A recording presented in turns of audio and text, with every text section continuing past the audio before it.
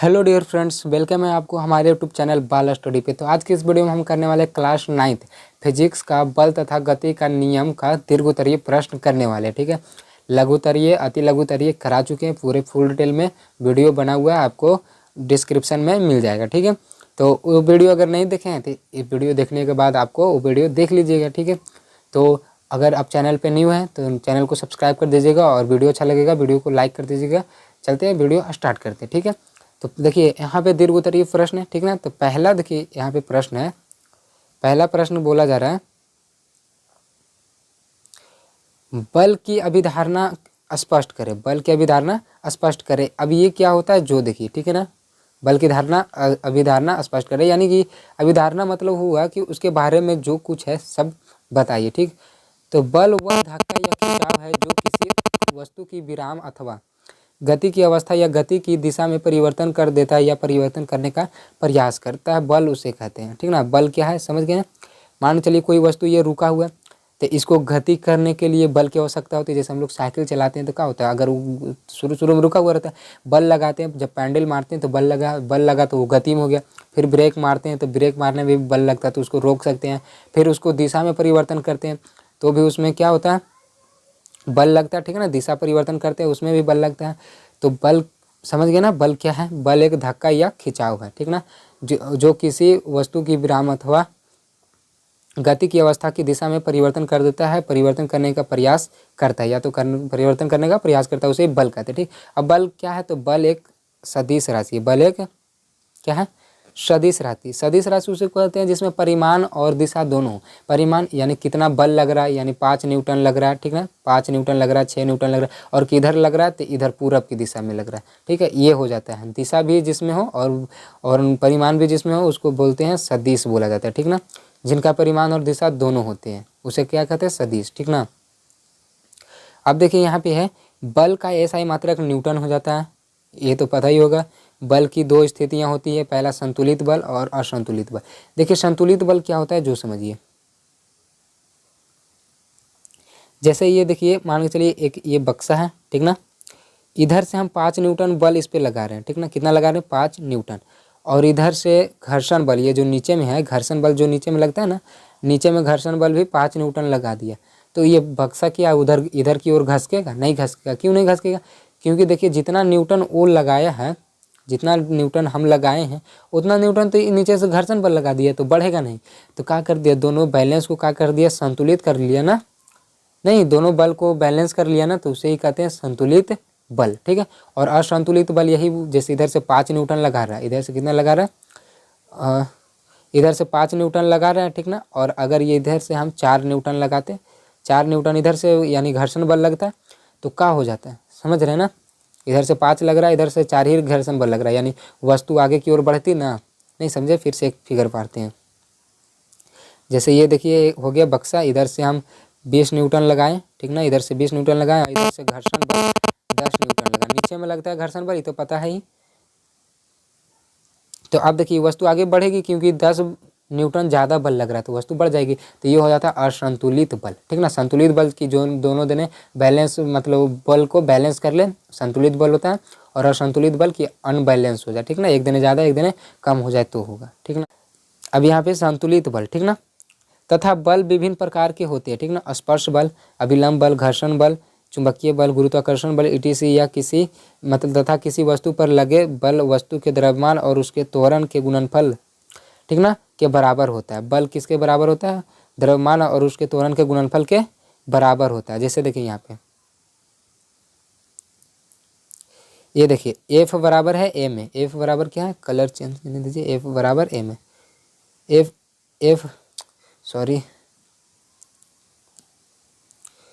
बराबर हो गया एम है, एफ बराबर एम ए।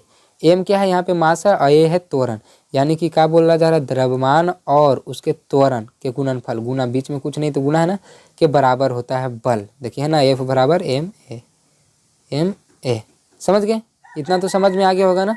और बल देखिए कई प्रकार के होते हैं, स्पर्श बल हो गया, विलंब बल, घर्षण बल, चुंबकीय बल, गुरुत्वाकर्षण बल, ये सभी सब बल है। ठीक ना, तो ये पहला क्वेश्चन खत्म हो गया। अब चलिए दूसरा क्वेश्चन देखते हैं। दूसरा क्वेश्चन है, जड़त्व के प्रदर्शन के लिए एक प्रयोग का वर्णन करें। जड़त्व, जड़त्व जो कि न्यूटन का प्रथम लॉ को कहा जाता है जड़त्व का नियम, नहीं तो जड़त्व के प्रदर्शन के लिए प्रयोग। देखिए क्या है, कंबल को झटकने से पहले कंबल तथा धूल के कण विरामावस्था में रहते हैं। कंबल को झटकने से कंबल तो गतिमान हो जाता है, परंतु विराम के जड़त्व के कारण धूल के कण वहीं स्थिर रहते हैं तथा कंबल अलग होकर गुरुत्व बल के कारण नीचे गिर जाते हैं। समझ गए ना। वो जो धूल कण होते हैं, जैसे कंबल, हम एक कंबल ले लिए, ठीक ना, ये मान के चलिए कंबल ले लिए, इसमें धूल है वगैरह। अब जब कंबल को पकड़ के और जब उसको क्या करते हैं और झटकते हैं ना, तो कंबल तो गति में आ जाता है। कंबल क्या होता है, गति में आ जाता है, लेकिन जो कण है वो तो रेस्ट में था, तो पहले से रेस्ट में था और रेस्ट में ही रहना चाहता है। विराम में था, विराम में ही रहना चाहता है, तो वो वहीं पे रहता है। और जो ये कंबल है वो गति में आ जाता है। गति में आता है तो ये ऊपर या नीचे चला जाता है, और जो धूल कण रहना चाहता है वहीं पे रेस्ट में ही, इसीलिए वो वहीं पे रहता है और गुरुत्व बल के कारण वो नीचे फिर गिर जाता है। समझे कि क्या होता है जो। ठीक है, चलिए एक उदाहरण पूछे, एक प्रयोग बोल रहा था तो प्रयोग दे दिए। ठीक है, चलिए अगले क्वेश्चन पे। अगला क्वेश्चन देखिए, न्यूटन के द्वितीय गति नियम से बल, द्रव्यमान और त्वरण का संबंधित स्थापित करें। बल क्या है, देखिए F बराबर m है। हमको ये वाला संबंध हमको स्थापित करने के लिए बोल रहे हैं ना, बल ये बल हो गया, ये हो गया द्रव्यमान और ये हो गया त्वरण। ठीक ना, ये हमको दिखाने के लिए बोल रहा है F बराबर m है। तो देखिए कैसे करेंगे, जो देखिए यहाँ पे पहले तो इसको देखिए क्या करेंगे, माना कि किसी वस्तु का द्रव्यमान m है तथा उसका प्रारंभिक वेग u, अब बाह्य बल F लगाने पर एक छोटे समय t में उसका वेग v हो जाता है। जैसे मान चलिए ये एक वस्तु है यहाँ पे, ठीक है, मान चलिए ये फुटबॉल है, ठीक, अभी रुका हुआ तो इसका प्रारंभिक वेग क्या हो जाएगा, u। प्रारंभिक मतलब समझते हैं शुरू वाला, प्रारंभिक वेग u हो गया, क्योंकि अभी देखिए रुका हुआ। और जब कुछ चलेगा यानी t समय में कुछ चला तो यहाँ पहुँच गया तो इसका वेग भी हो गया, ये बोल रहा है, उसका वेग भी हो जाता है। समझ गए ना। अब देखिए प्रारंभिक संवेग यानी शुरू में संवेग क्या होगा, संवेग क्या होता है, p बराबर होता है m भी, p बराबर हो जाता है m भी, ये होता है संवेग। तो प्रारंभिक संवेग बोला जा रहा है यहाँ, नहीं तो m तो है, ठीक, और प्रारंभिक संवेग यानी शुरू में जो प्रारंभिक जो रहता है, ठीक ना, u ना होता है, प्रारंभिक वेग u हो जाता है ना, प्रारंभिक वेग u, तो यानी संवेग क्या हो जाएगा, p1 बराबर हो जाएगा m भी। नहीं, जैसे हमको फाइनल भी लेना तो एगो का नाम दे दिए 1, तो p1 बराबर हो जाएगा m u, ये हो गया। समझ गए ना। m u, u कहाँ से आया पता है ना, क्या प्रारंभिक संवेग बोला, प्रारंभिक यानी शुरू वाला, तो शुरू वाला देखिए क्या होता है, यही ना u ना, और अंतिम वाला भी हो जाता है। तो यहाँ पे देखिए वस्तु का t समय अंतराल के बाद संवेग, t समय के बाद संवेग, तो हो जाएगा p2, इसका नाम दे दिए p2 बराबर m भी। समझ गए। चलिए अब देखिए आगे, देखिए यहाँ पे चूंकि, यहाँ पे ऐसे करके लिख दीजिएगा चूंकि, ठीक है ना, ये चूंकि इस तरह से, चूंकि t समय में वस्तु के संवेग में परिवर्तन, जैसे यहाँ पे था और यहाँ से यहाँ आने में तो समय लगा, उसमें परिवर्तन कितना हुआ, संवेग में परिवर्तन कितना हुआ, तो क्या करेंगे, यहाँ से यहाँ आया, ठीक ना, तो इसमें से इसको में से हम इसको घटा देंगे तो नहीं पता चल जाएगा। तो वही कि ये P2 माइनस P1, जैसे इस समझिए P1 शुरू में था, ये था P2, तो P2 में से P1 को घटा देंगे तो बच जाएगा ना कि कितना संवेग में परिवर्तन हुआ। तो वही की है, P1 हो गया यहाँ पे देखिए P2 माइनस P1। ठीक है, चलते हैं आगे। यहाँ पे देखिए थोड़ा सा क्या किए हैं कि कॉपी में लेकर चला है, क्योंकि टाइपिंग करने में थोड़ा सा दिक्कत हो रहा था, इसीलिए कॉपी में थोड़ा सा अच्छा सही है, आपको पता भी चल जाएगा कि कैसे लिखना है, नहीं लिखना है, ठीक ना। तो उसके बाद आ जाइएगा, फिर से चूंकि दीजिएगा, ठीक ना। वस्तु के संवेग में परिवर्तन की दर, दर मतलब समझते हैं, दर मतलब होता है समय, दर मतलब होता है समय, यानी बटा में हमको समय देना। तो देखिए यहाँ पे है ना समय, नहीं देखिए यहाँ पे, तो संवेग में परिवर्तन बटे हो गया समय अंतराल, तो संवेग में परिवर्तन ऊपर में तो हम लोग देख चुके हैं, संवेग में परिवर्तन यहाँ पे देखिए, संवेग में परिवर्तन कितना, P2 माइनस P1 ना, तो यहाँ पे भी वैसे लिखेंगे ना, संवेग में परिवर्तन कितना हो जाएगा, P2 माइनस P1, और समय अंतराल कितना हो जाएगा t। इसको समीकरण हम फर्स्ट ले लिए, ठीक ना।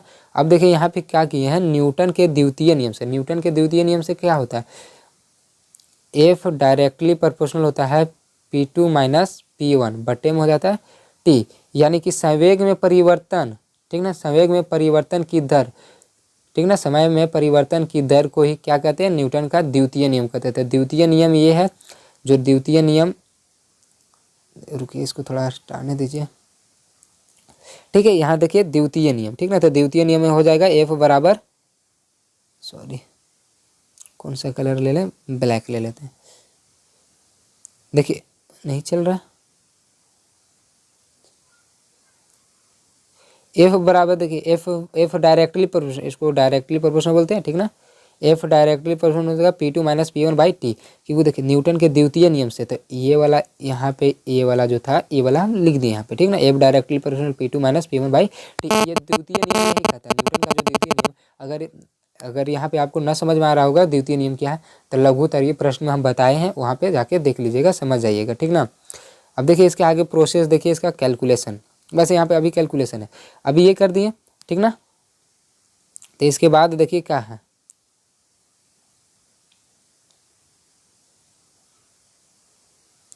देखिए ठीक है।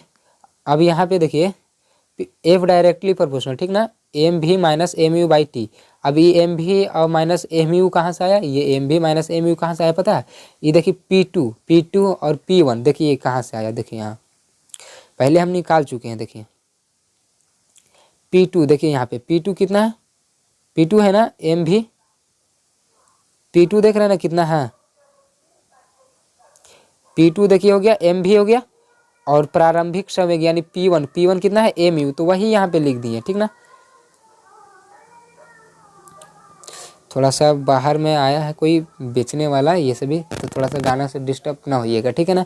देखिए इधर, तो P2 कितना हो जाएगा, P2 बराबर हो गया एम भी ना, और P1 बराबर हो गया एम यू, तो बस यही वाला लिख दिए, एम भी माइनस एम यू, इसके जगह पर क्या लिख दिए, P2, ये जो था वो हम लिख दिए, देखिए इसको मिटा दे रहे हैं, जो था हम वो लिख दिए यहाँ पे, देखिए लिख दिए ना, और बटे में टी था, टी लिख दिए। अब यहाँ पे देखिए एफ डायरेक्टली प्रोपोर्शनल, इसमें भी एम और इसमें भी एम, तो दोनों में से एम क्या कर दिए, कॉमन ले लिए, तो यहाँ पर बचा भी और यहाँ पे बचा यू, तो यहाँ पे टी हो गया नीचे में। अब जब ई वाली हटता है ना, तो कोई कॉन्स्टेंट टर्म आता है, ठीक ना, तो यहाँ पर आया के, यहाँ पे के आ गया और बराबर आ गया, ठीक ना। जब इसको हटाएं तो बराबर ला दिए, इसको हटा दें तो कोई कॉन्स्टेंट टर्म आता है, तो यहाँ पर कॉन्स्टेंट टर्म क्या आ गया, के आ गया, ठीक है। तो के एम हो गया ई भी माइनस यू। अब इसको समीकरण सेकेंड ले लिया, यहाँ तक समझ में आ गया होगा। अब देखिए गति का प्रथम नियम लगा दी, गति का प्रथम समीकरण क्या होता है, भी बराबर यू टी होता है, भी बराबर यू टी। अब देखिए यू को हम इधर लेके चलें बराबर की इधर, तो हो जाएगा भी माइनस यू बराबर ए टी। अब देखिए यहाँ पे भी माइनस यू टी है ना, सॉरी भी माइनस यू है ना, तो भी माइनस यू के जगह पर हम ई ए टी लिख सकते हैं कि नहीं, आप ही बताइए। तो वैसे ही किए, समीकरण तीन, देखिए ये समीकरण 3 है ना, समीकरण 3 का मान 2 में रखने पर, ये 2 है तो इसमें रखेंगे, ठीक ना। समीकरण 3 का मान 2 में रखने पर, तो देखिए समीकरण 2 है लिख दिए, और यहाँ पर भी माइनस यू की जगह पर हम ए टी रख दिए, टी से टी कैंसिल, ठीक ना। तो यहाँ बराबर आ गया एफ बराबर के एम और यहाँ पर बचा ए, तो के एम ए यहाँ पे आ गया ना, के एम ए। अब जहाँ के क्या है, नियतांक, के बताएं थे ना, अभी भी बताएं, हटाएं ये वाला हटाएं, इसके जगह बराबर लाएं तो के आया, के क्या है, नियतांक, ठीक ना। तो अगर नियतांक को हटा सकते हैं, तो एफ बराबर आ गया एम ए, के का मान नियतांक होता, मतलब नगण्य होता है, उसको माना नहीं जाता, ठीक ना। तो एफ बराबर क्या आ गया, एम ए, बस हमको यही ना प्रूफ करना था, एफ बराबर एम ए, ये प्रूफ हो गया, आगे होगा समझ में, ठीक है। चलते हैं अगले नंबर क्वेश्चन पे, थोड़ा सा कैलकुलेशन वाला था, लेकिन अगर नहीं समझ में आया होगा तो वीडियो को आप दोबारा देख लीजिएगा, ठीक है, समझ में आ जाएगा आपको। चलिए चौथा नंबर क्वेश्चन देखिए, न्यूटन के तृतीय गति नियम को लिखकर उसे एक प्रयोग द्वारा सत्यापित करें, ठीक ना। सत्यापित करना है न्यूटन के तृतीय गति नियम को एक प्रयोग द्वारा। तो देखिए पहले तो देख लीजिए तृतीय नियम होता क्या, तो दो वस्तुओं के बीच क्रिया में पहली वस्तु द्वारा दूसरी वस्तु पर लगाया गया बल दूसरी वस्तु द्वारा पहली वस्तु पर लगाए गए बल के बराबर और विपरीत दिशा में होता है। जैसे मान चलिए एक नाव है, ठीक ना, ये नाव है, और यहाँ पे कुछ मतलब ये देखिए ऊंचा जगह है, ठीक ना। एक आदमी यहाँ पे है, ये आदमी है जो छलांग मारना चाह रहा है इस पे, ठीक ना। तो इस पे छलांग मारेगा तो इस पे तो आ जाएगा, लेकिन जब ये पानी में नाव है, ये पानी में नाव है, तो जितना दूरी छलांग मारा ना, यानी जितना दूरी छलांग मार के आया उतना दूरी इसका बोट भी चला जाएगा, यानी बोट भी इधर तक आ जाएगा, समझे। यानी क्या हुआ, जितना क्रिया किया उतना प्रतिक्रिया हुआ, यानी जितना आगे हो गया उतना पीछे हो गया। जैसे रॉकेट देखते हैं ना, जैसे रॉकेट देखिए, रॉकेट कैसा होता है, इस तरह से होता है, ठीक, नीचे में धुआं फेंकते रहता है इसे। तो देखिए क्या नीचे में क्रिया कर रहा है तो ऊपर में प्रतिक्रिया मिल रहा है ना, यानी नीचे में धुआं फेंक रहा है तो ऊपर में जा रहा है। जितना स्पीड में इसका धुआं रहेगा उतना स्पीड में वो रॉकेट भी आगे बढ़ेगा। समझ गए ना। तो यही बस न्यूटन का थर्ड नियम यही कहता है कि क्रिया तथा प्रतिक्रिया, ठीक ना, बराबर होता है लेकिन विपरीत दिशा में होता है। विपरीत दिशा कहने का मतलब समझे, जैसे ये नाव था और इधर जब आदमी जंप किया तो ये तो आदमी आगे आया, लेकिन इसका प्रतिक्रिया कहाँ हुआ, पीछे ना, ये पीछे हटा। जैसे रॉकेट जब जा रहा था तो ये तो आगे भाग रहा है, मतलब क्रिया हो रहा है इसके पीछे यानी नीचे में हो रहा है। और ठीक है, समझ गए। यहाँ पे देखिए लिखा हुआ, अर्थात प्रत्येक क्रिया के बराबर और विपरीत प्रतिक्रिया होती है, यानी दोनों बराबर होता है लेकिन विपरीत होता है। अब देखिए प्रयोग द्वारा सत्यापन, यहाँ पे तो दो कमानीदार तुलाओं द्वारा तृतीय गति नियम का प्रदर्शन। इसके लिए हम दो कमानीदार तुलाएं लेते हैं और उनके हुक्कों को एक दूसरे से फंसा देते हैं। हम तुलाओं को अब विपरीत दिशाओं में खींचते हैं। विपरीत दिशा मतलब समझ रहे हैं ना, खींचते हैं यानी एक इधर से खींच रहे हैं, एक इधर से खींच रहे हैं, बीच में ऐसे करके तुला लगा हुआ है, ठीक ना।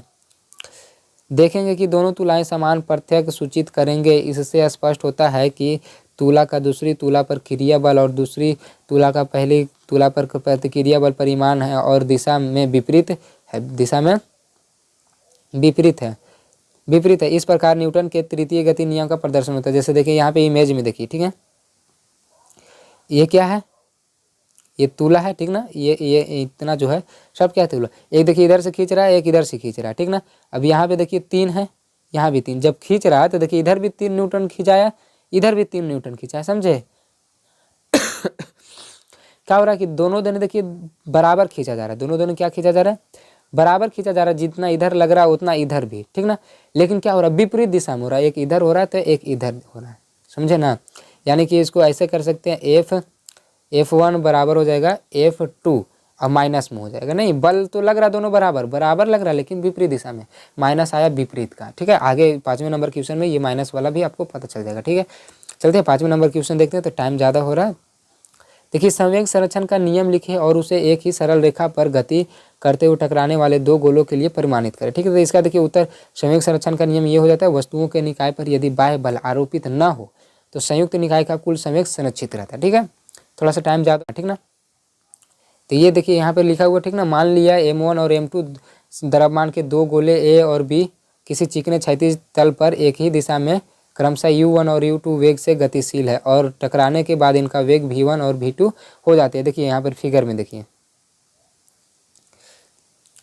देखिए ये टकराने से पूर्व है, ठीक ना। इसका देखिए E A हो गया, B हो गया, E टकराने के बाद A है, अब B है, ठीक है। इसका शुरू में देखिए इसका मास M है और इसका वेग है U1, मास M2 है और इसका वेग है U2। अब टकराने के बाद का वो वेग चेंज हो गया, यानी मास तो वही रहेगा। अरे द्रव्यमान में कुछ घटेगा, पहले 5 kg का था, टकराने के बाद 3 kg का हो जाएगा, नहीं, मास वही रहेगा, लेकिन हाँ इसका वेग जो है चेंज हो जाएगा, ठीक है। इसका वेग क्या हो जाएगा, चेंज हो जाएगा। सॉरी रुकिए थोड़ा,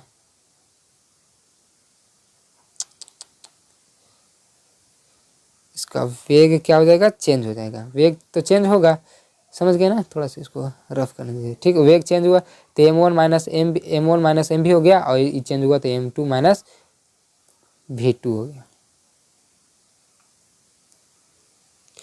ठीक है। अरे हो चलिए यहाँ तक समझ में आया ना। अतः देखिए, अतः एक गोले के में परिवर्तन, एक गोले में परिवर्तन क्या हुआ, देखिए यहाँ से ये जा रहा था,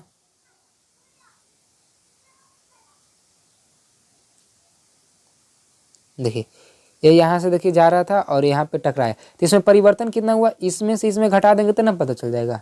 और परिवर्तन ऐसे नहीं करते, दूसरा अवका में से पहला अवका के घटा देते हैं, तो वही किए। M1 माइनस M भी, M1 माइनस V1 में से M1 माइनस U1 को घटा दिए, एक गोले में परिवर्तन कितना हुआ पता चल जाएगा। और B गोले में परिवर्तन तो कितना हुआ, तो इसको भी ऐसे करेंगे, इसमें से इसको घटा देंगे तो नहीं पता चल जाएगा। इसको में से तो M2 और V2 में से माइनस M2 और U2 घटा दिए, पता चल जाएगा कि कितना परिवर्तन हुआ, ठीक। अब देखिए इसके बाद देखिए यहाँ पे गोला A पर गोला B द्वारा आरोपित बल कितना बल लगा रहा है ये, तो FAB लगा रहा है, नहीं A लगा रहा है B पर, कितना बल लगा रहा है FAB, ठीक। और B लगाएगा A पे तो कितना लगाएगा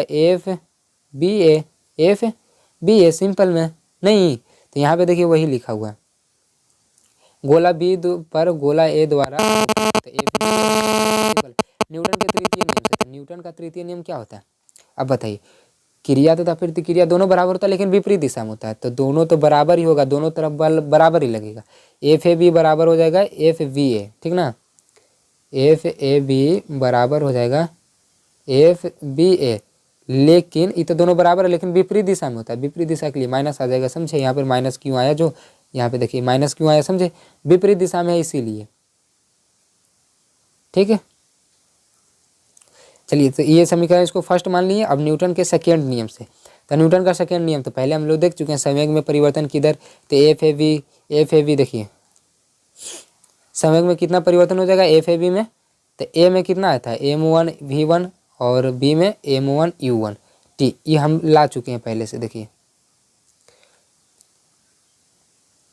ए गोले में परिवर्तन कितना हुआ m1 v1 minus m1 u1 और बी गोले में परिवर्तन m2 v2 minus m2 u2, देखिए वही यहाँ पे लिखे हैं, वही यहाँ पे भी लिखा हुआ है, ठीक ना, डॉट ना करिएगा कि कहाँ से आ गया है। अब देखिए यहाँ पे समीकरण एक में समीकरण एक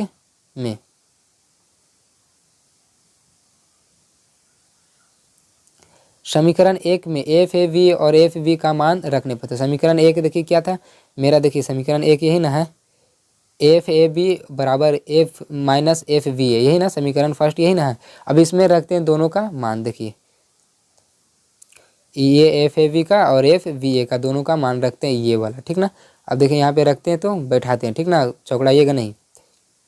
अब यहाँ पे वो दोनों का रख दिए, ठीक ना, माइनस था माइनस करते हैं, अब नीचे में टी से तो टी कैंसिल हो गया ना। अब यहाँ पे ये जो था ऐसे ही लिख देंगे m1 v1 minus m1 u1 हो गया, और बराबर में ये देखिए माइनस इसमें गुना हो जाएगा ना, तो हो जाएगा माइनस m2 v2 और माइनस माइनस हो जाएगा प्लस ना, तो यहाँ पर हो जाएगा प्लस m2 u2, ठीक है। तो आगे देखिए यहाँ पे देखते हैं,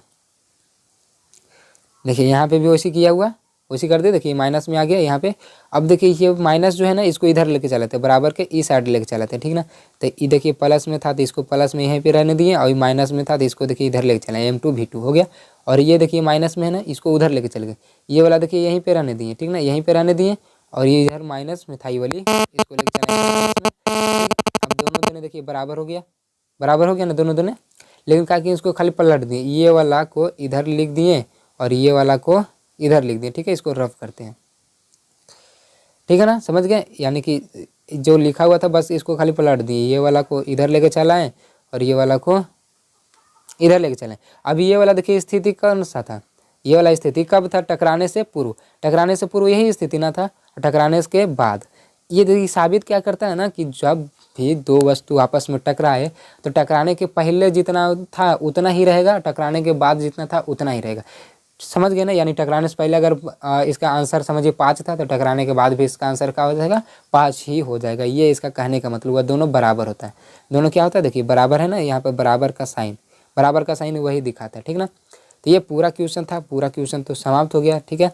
तो यहाँ पे हो गया दीर्घ उत्तरीय प्रश्न भी हो गया, दीर्घ उत्तरीय प्रश्न भी कंप्लीट हो गया बल तथा गति का नियम का।